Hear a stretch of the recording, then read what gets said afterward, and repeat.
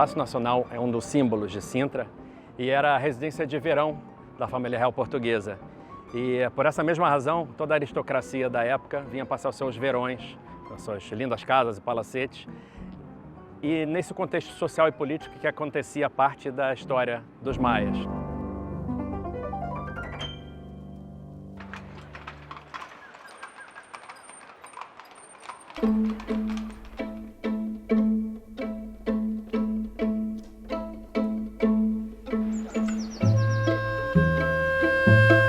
O Lawrence's é um hotel romântico, um hotel histórico, um English Country House, como era definido e ainda é hoje em dia, e principalmente um hotel literário. E que foi imortalizado pelo Eça de Queiroz na sua obra mais famosa, Os Maias.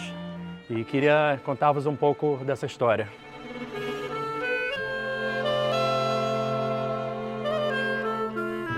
O Lawrence's é o hotel mais antigo da Península Ibérica. Já passou por 6 diferentes proprietários ao longo do tempo. Há uma curiosidade que o Lawrence's sempre esteve na mão da gestão de mulheres, né? Não era uma coisa tão normal para negócios, mas as mulheres, geralmente os homens saíam, iam tratar de outros negócios, e as mulheres ficavam à frente da casa e atendiam os clientes e faziam de tudo. E essa foi uma grande curiosidade do hotel, que tem essa vertente das mulheres estarem à frente dele desde o início.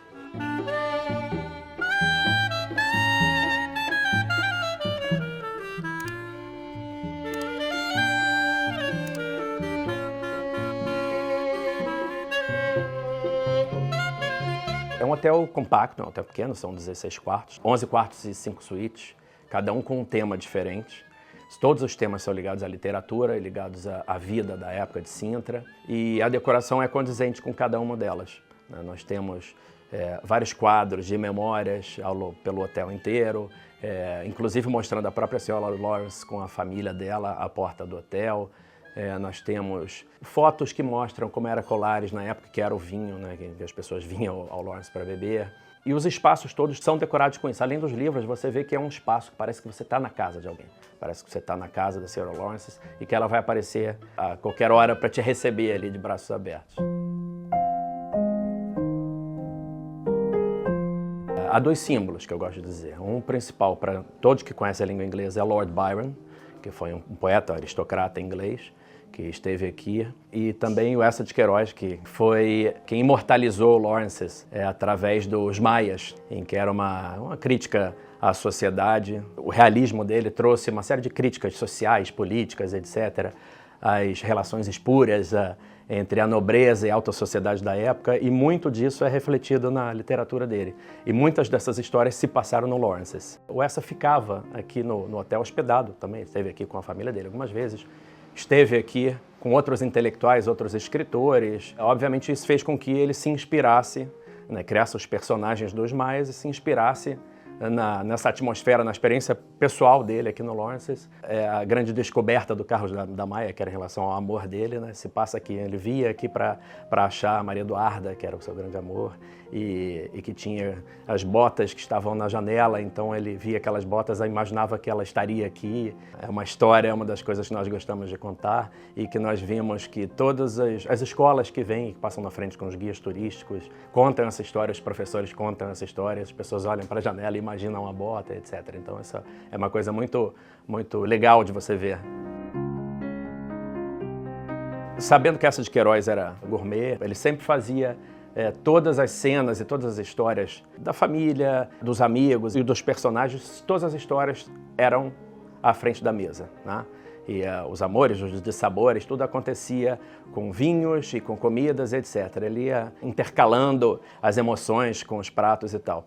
E nós criamos um menu queirosiano que foi exatamente pegar esses pratos todos e colocar num menu para que a pessoa possa experimentar o que os personagens comiam naquela época e que comiam na história. Então, uma delas deu até origem a um prato, foi o do Alencar, que ele disse que iria à cozinha ter com a velha Lawrence, que era a senhora Lawrence, que era a Lawrence Run, na época era a proprietária que estava à frente, para preparar um bacalhau que era a receita dele, que não tem igual.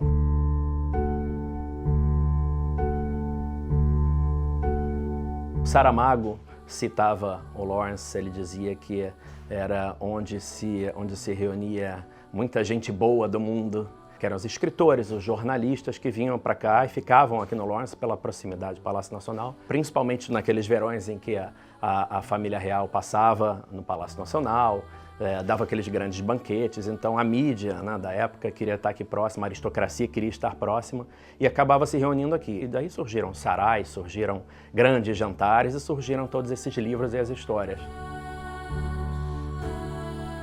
Temos algumas iniciativas que vamos fazendo, porque eu acho que temos que buscar e mostrar, porque é um grande patrimônio de Portugal, um patrimônio cultural, enfim, mundial, né? São esses hotéis literários. As iniciativas que nós criamos para isso, nós temos um clube do livro, acontece esporadicamente, que se chama Livros com Café.